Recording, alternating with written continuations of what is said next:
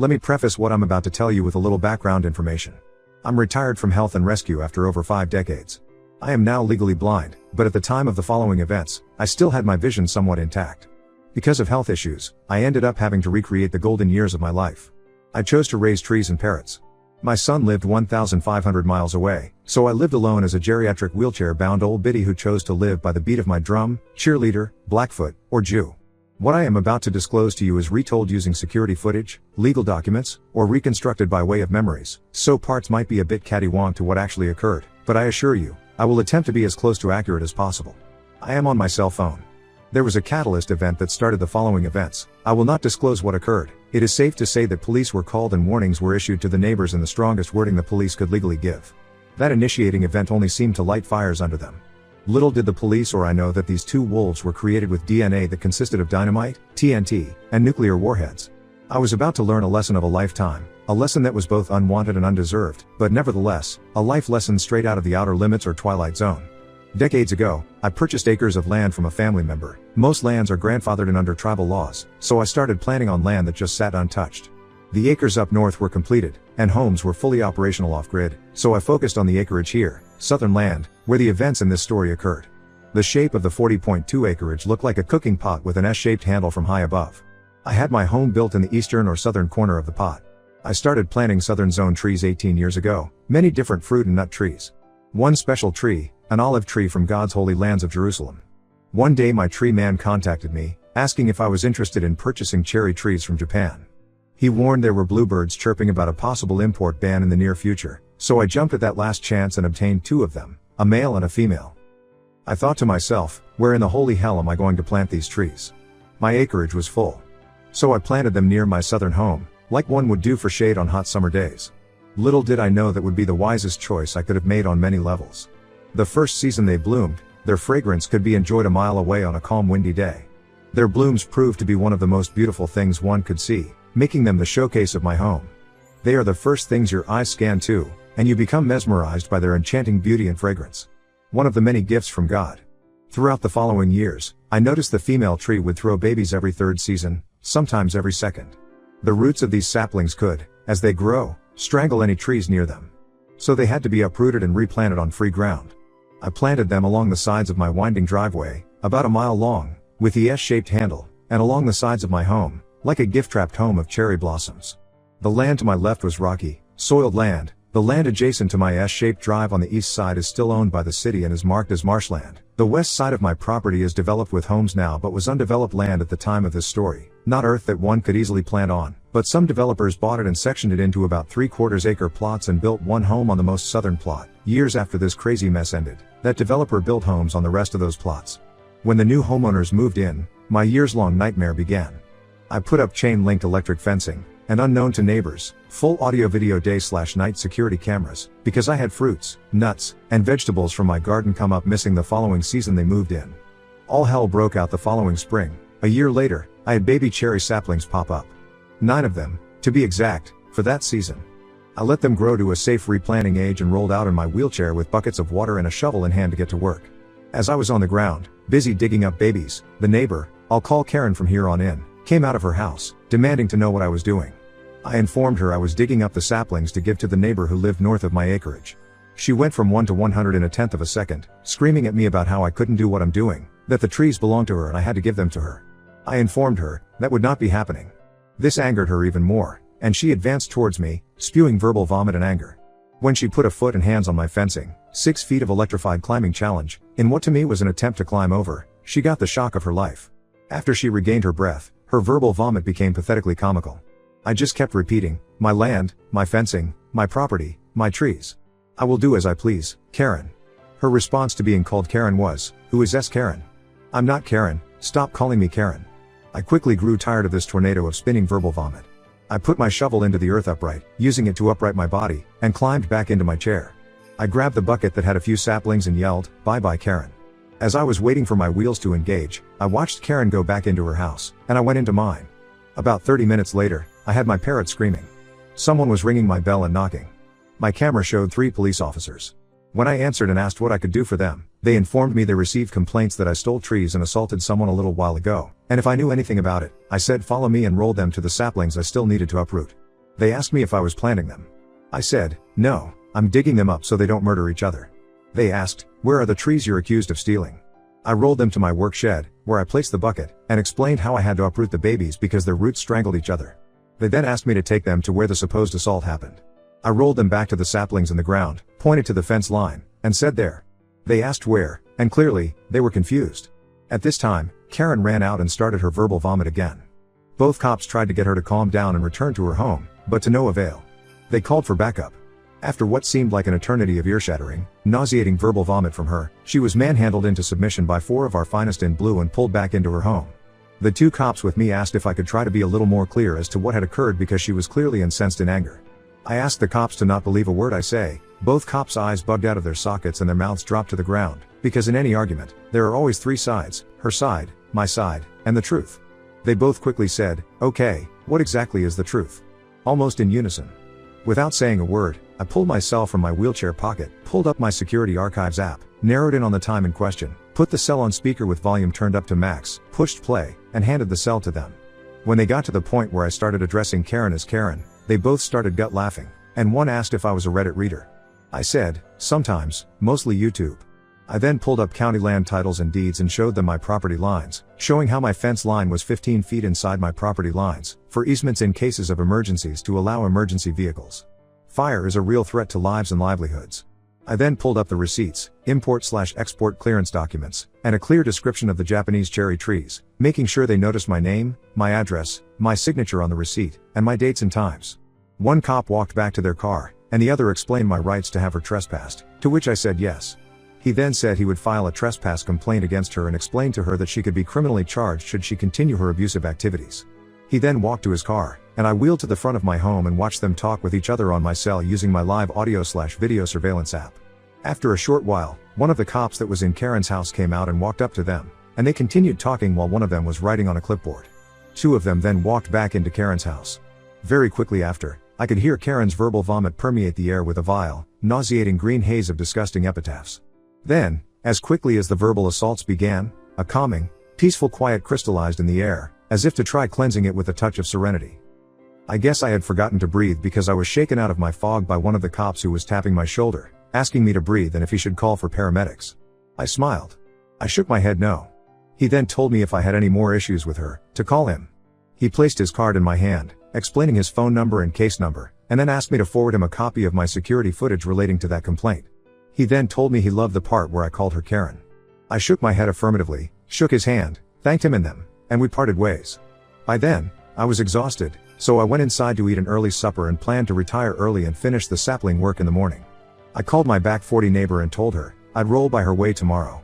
She said she would just meet me at the fence and use her hook line to pull the bucket over the fence. Cool beans. That plan suited me just fine. It saved me from having to roll a 15-mile round trip.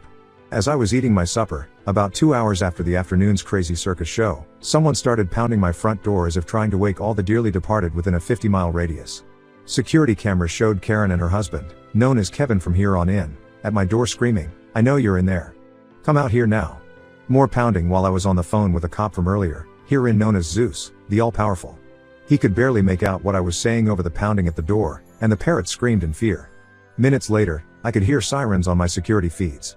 Moments later, 6 officers surrounded my front door, and after a few minutes, they were able to de-escalate the anger that permeated the air into thick pea soup. An officer, known as Prince Valiant from here on, called me on my cell, asking if I wanted to trespass on Kevin, to which I gave him a resounding yes. I watched on the surveillance feed as the cops took them down my drive. My gate was closed and locked, so the poor cops had to climb over the gate. I later rectified that by having an electric current fed through the south fence and gate and having an emergency gate opener installed so I could open it from my house or code box at the gate. The cameras at the south gate were very blurry. It seems Kevin or Karen sprayed something on them, but the audio was still crystal clear. The cops gave Karen a trespass charge and trespassed Kevin. Karen earned her first trip to have a cozy meet and greet with the judge, and I planned to be a visitor for that. After everyone was gone, I asked my back 40 neighbor's husband if he could mosey on over after dinner to clean my cameras before sunset in exchange for a basket of fruits, their choice. It's good to have great neighbors who are kind and give of their time and elbow grease. The next morning, I resumed my sapling uprooting. Karen came out to offer reruns of her verbal vomiting, her Karenisms, and her mental gymnastics of pure rage and craziness. It was then that I confirmed in my mind that this Karen was a special kind of Karen, a narcissistic sociopath who lived in some altered reality that consisted of unicorns, rainbows, and minions of monkeys who were at her every beck and call. I finished the last sapling and pulled myself to my chair to put all the saplings into one bucket. While I was calling back my neighbor to meet me at the north corner, I rolled past Karen. She started screaming at me, demanding I hand over her trees. I told her, "Karen, we went over this yesterday. What is your mental malfunction, Karen? They're not your trees, Karen, I promised them to my friend. Not you." I made my way to the back 40 neighbor, who asked me what was going on. While I was explaining to her the preceding day's circus show of crazy, our finest in blue rode up to us on the eastern easement. It seemed Karen called and made a second complaint against me for stealing trees. Only at that time had I supposedly taken money from her in exchange for the saplings. This cop knew nothing of the prior day's events. So, the three of us viewed the security feeds of 50 Shades of Crazy. It's a great movie, people, hilarious with healthy helpings of aggravation and exasperation. My poor neighbor just kept shaking her head and told the cop that Karen needed a pretty new white jacket with extra long sleeves and pretty ties that could put gorgeous bows on her back. The cop snickered.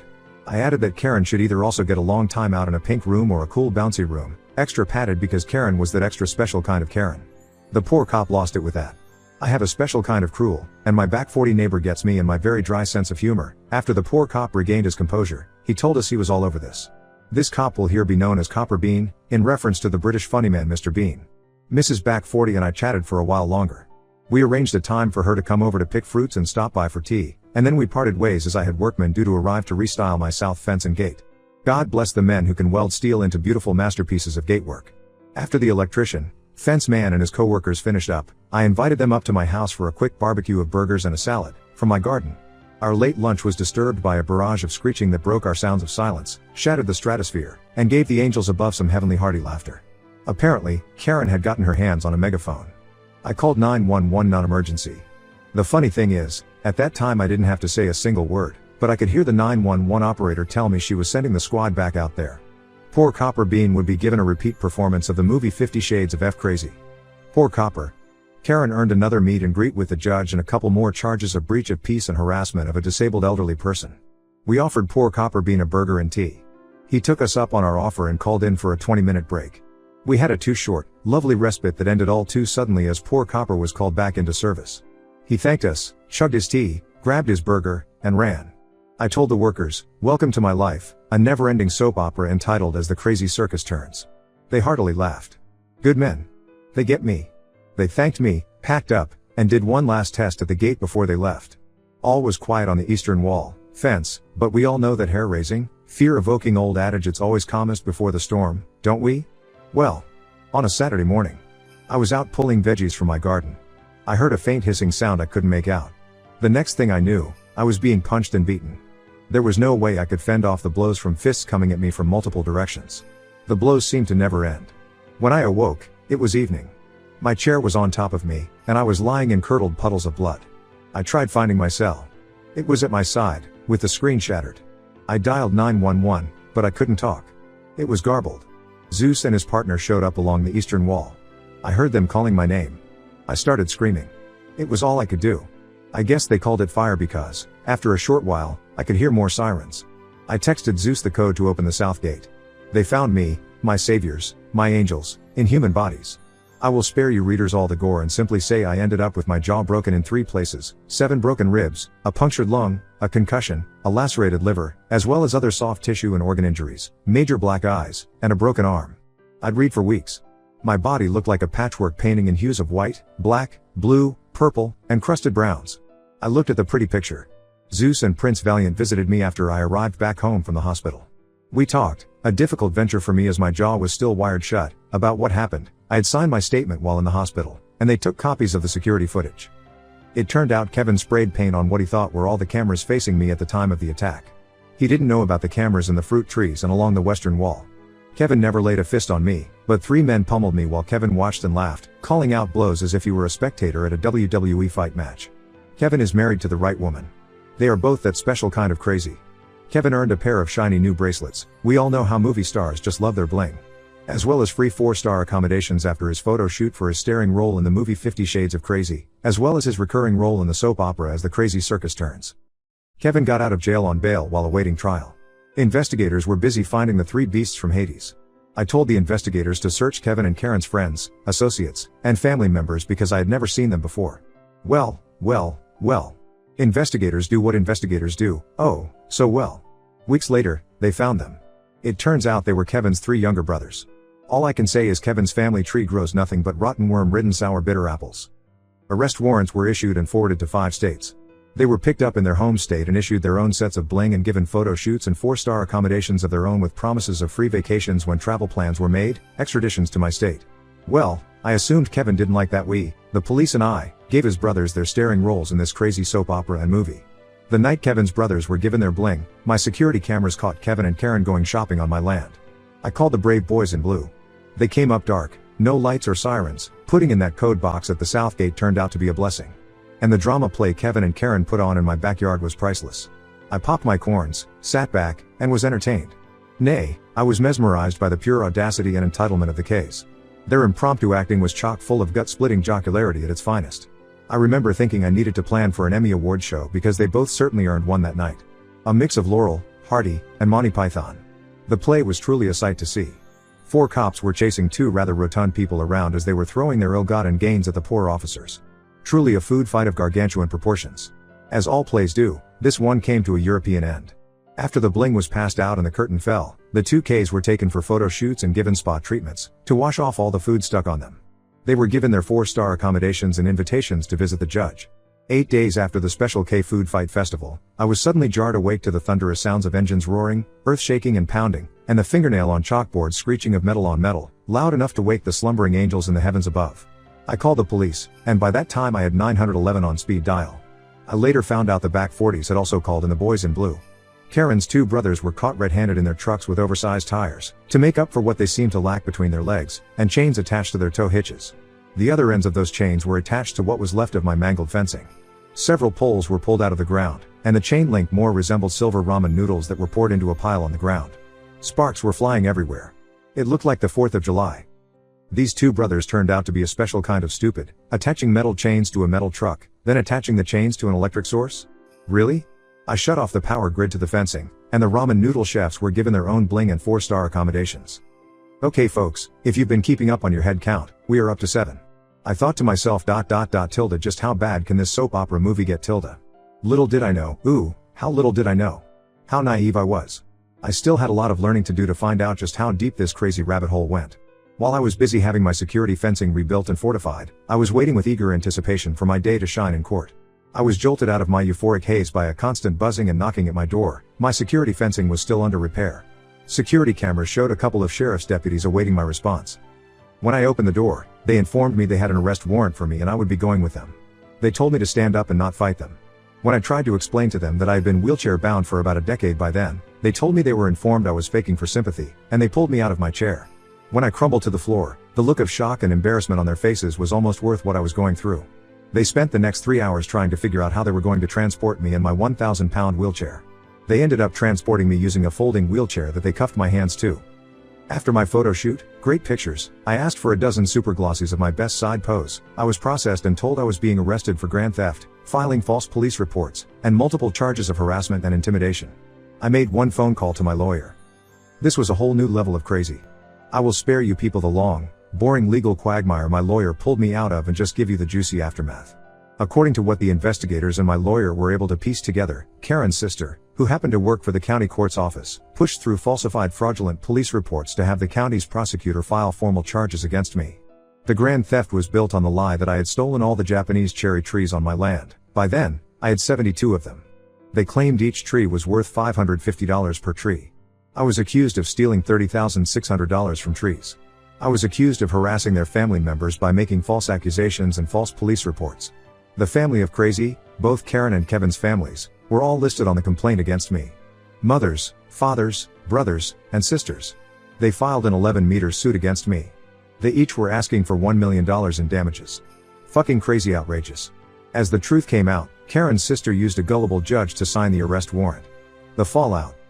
It took a little over 2 years to get my legal woes fixed and my record expunged. See the preface for my reasons why this was especially important to me.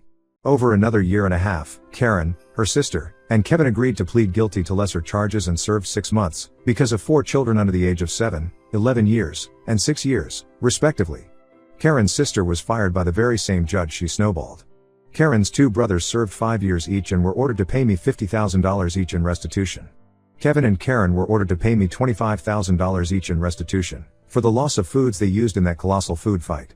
Kevin's 3 brothers each received 25 to life on felony assault of an elderly disabled person with grievous bodily harm and were ordered to pay $250,000 in restitution each. My lawyer had his payday when he countersued both families. We settled for $3 million. My lawyer took 1/3. I ended up with 5 of the 6 homes that used to belong to the 3 main family units, as well as cash, stocks, bonds, and jewelry. All parties involved in this nightmare were each given permanent stay-away orders to not come within 1,000 yards of my person or property. Everyone received 8 10-year probation with notices that their original charges, except Kevin's 3 brothers, who were prosecuted on all original charges, would be refiled and prosecuted. Double jeopardy doesn't apply because they pleaded guilty on different lesser charges, should they fail to meet every stipulation of original sentencing. Mr. and Mrs. Back 40 came for a visit after things calmed down. We reminisced about the past 5 years of crazy shit shows. Mr. Back 40 gave me 2 grams, which he said were for the trees and all the fruit and veggies I'd given them over the decades. Mrs. Back 40 said to spend it on an indulgence I wouldn't normally spend on. These two are great people. I will miss living near them. I promised I would try to keep our community peaceful from then on, but I seem to be a magnet for crazy. We laughed, shared a great steak and lobster barbecue, and sipped mint juleps as the sun went down. Truly great people. Then Hurricane Irma hit. As of this writing, I have officially sold off everything and am relocating to somewhere with, hopefully, less crazy residents. My lesson to share with you readers? Throughout all of this nightmare, I was always confused as to how people could become so crazy. Then, one day, I had a lightbulb moment. I finally understood where my confusion was coming from. Confusion, the anger created when one's mind overrides the body's basic desires to pummel the living shit out of some asshole who desperately deserves it. Stay frosty, my friends. There really are crazy people out there. Edit to answer all the PMS. Obviously, my recounting of these events that occurred is inaccurate.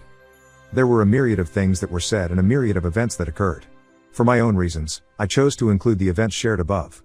Life in a small city will be different from what happens in larger, more populous cities. So it is never wise to compare how each local government reacts or responds to any situation. The same can be said for judges and law enforcement agencies.